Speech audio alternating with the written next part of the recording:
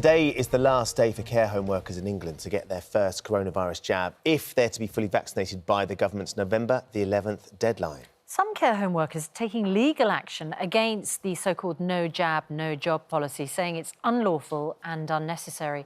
And there are fears among care home owners it could lead to a staffing crisis. Well, we're joined to discuss this by ITV News UK editor Paul Brand, who's been leading coverage on the care sector throughout the pandemic. We have John Godden, Chief Executive of Salutum Care, who made vaccinations mandatory for his staff back in February, and also Dr Goody Singh, who says it's wrong to threaten workers with losing their jobs if they're vaccinated. Good morning to all of you. Good to have you with us this morning. Paul, let's start with you in the studio because, as we said, you've been leading a lot of the coverage on what's been going on in the care sector throughout the pandemic.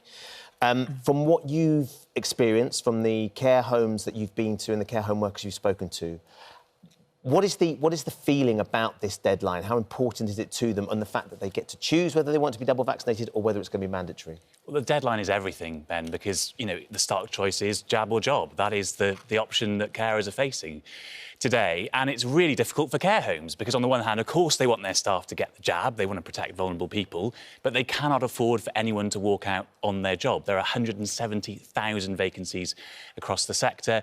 I spoke to a care home yesterday that's closing down this week, 24 residents moving out. They don't have enough staff. Someone on end-of-life care is having to move out of their home this week. That is how serious the situation is with the staffing crisis.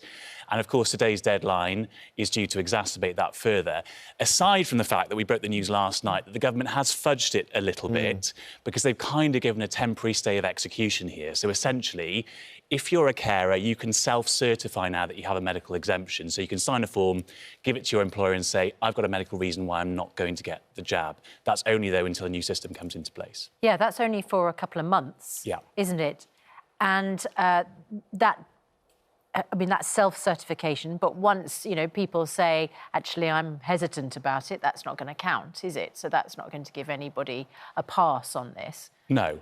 And there is disciplinary action. You know, if you sign this form and you're not completely telling the truth, you could be disciplined for doing that. So we're not suggesting, you know, that carers are going to do that, but clearly this is only for those who have a good medical reason. And the list of exemptions is quite short, actually. It's for very serious things. It's not just, you know, oh, I'm feeling a bit poorly today, I don't want to get the jab. It's for very serious medical conditions. Yeah, so a medical exemption is going to exist anyway. I mean, you call it a fudge. The point is there are potentially 70,000 workers in England who could lose their jobs. Now, John Godden, you run care homes.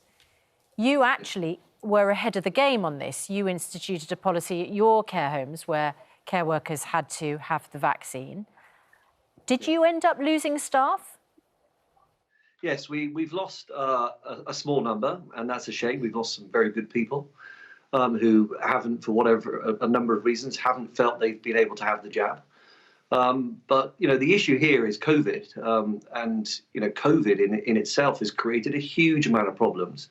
You know, staff went through dreadful times in the various waves of the pandemic, and that in itself has caused an issue. It's made a tough job tougher. And vaccine is the solution, not the problem. So we took a view and we spoke to all of our staff, and we chatted about this for many, many months from last summer. And everybody came to the view that they really wanted everybody to have the vaccine. And that's not just for the people we care for who've got complex medical conditions, but for each other. We haven't got the luxury, like a lot of other workplaces, of being able to separate.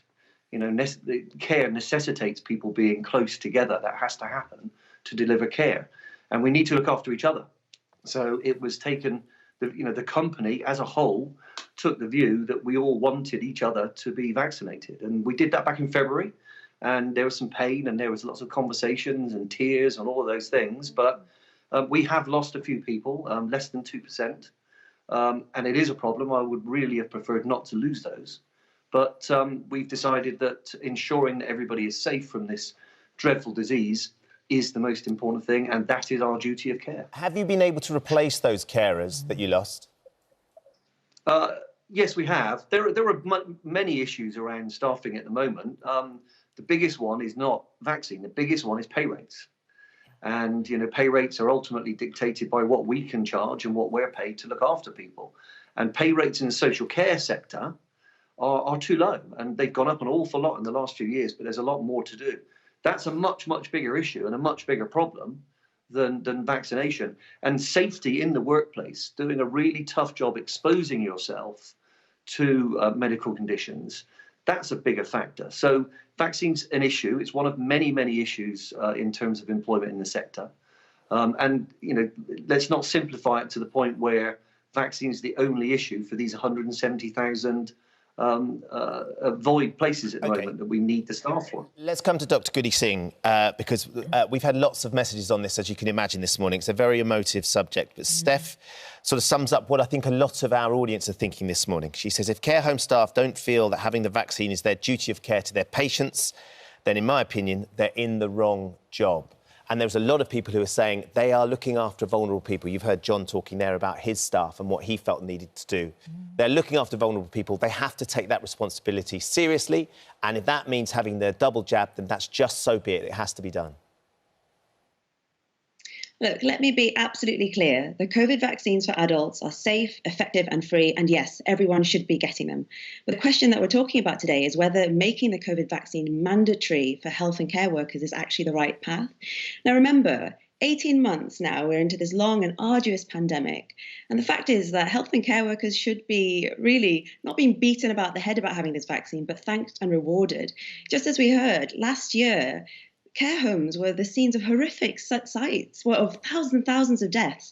And workers were being asked to go in right at the beginning of the pandemic and care for, our elderly relatives without having adequate PPE at the time. I think this is really about labour rights. And the fact is that we have a social care workforce in the UK that is caring for some of the most vulnerable people in our society, and yet we pay them an average of about £7.80 an hour. So the average care worker earns, I think, just less than £20,000 a year. These people do not have the luxury to walk away from these jobs. And this kind of policy is incredibly coercive. Imagine what it must feel like to have a boss who's earning maybe 200, 300 times more than you are, and then threatening to sack you on the basis of your vaccination status. Now, the way that the care industry works, I'm sure that John is a really nice man, but the way that the care industry works is not fair. And adding threats of job loss is just a really horrible way to treat your workers. Yeah. And the other thing is that the people we're talking about, social care workers, are predominantly women.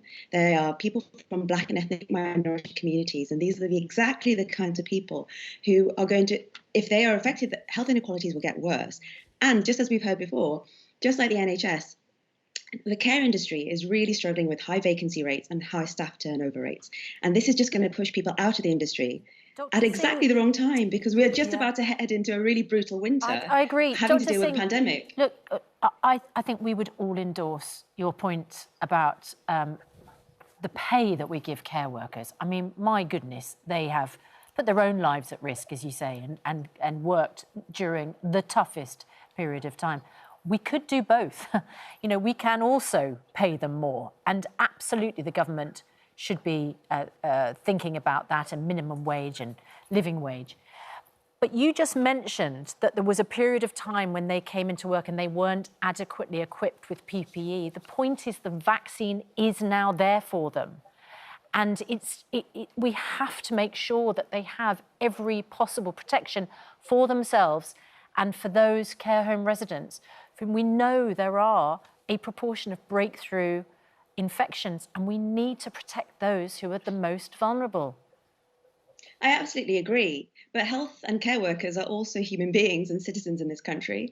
And just as they and I, as a doctor, have a duty of care to my patients, employers also have a duty of care to their workers. And, if we look at the flu vaccine and how we do it in the NHS, it's not mandatory. It is something that we highly recommend for health workers to do.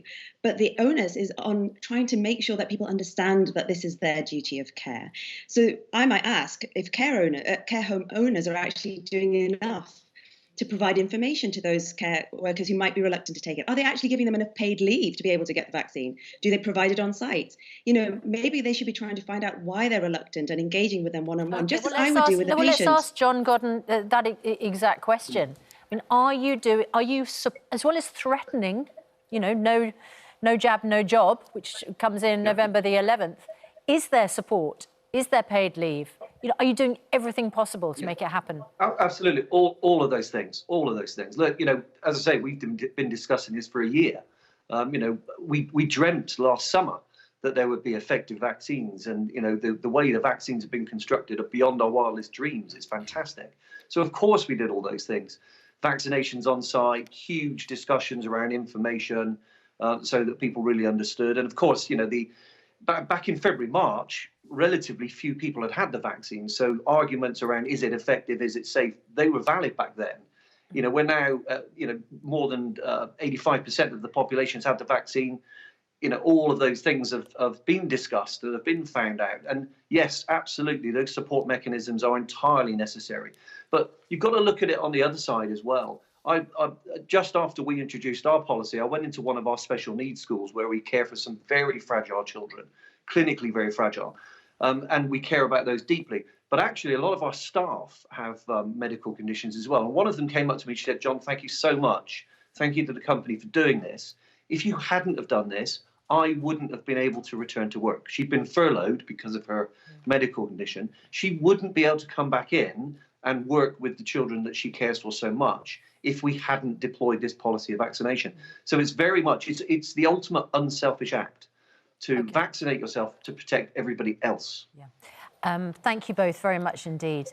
Paul Brand, it remains the fact, doesn't it? If you've got a shortage of staff, you pay them more, you get more people wanting to do the job. Yeah, that is the long-term issue here. It's not really around vaccinations. The bigger problem for the sector is around pay.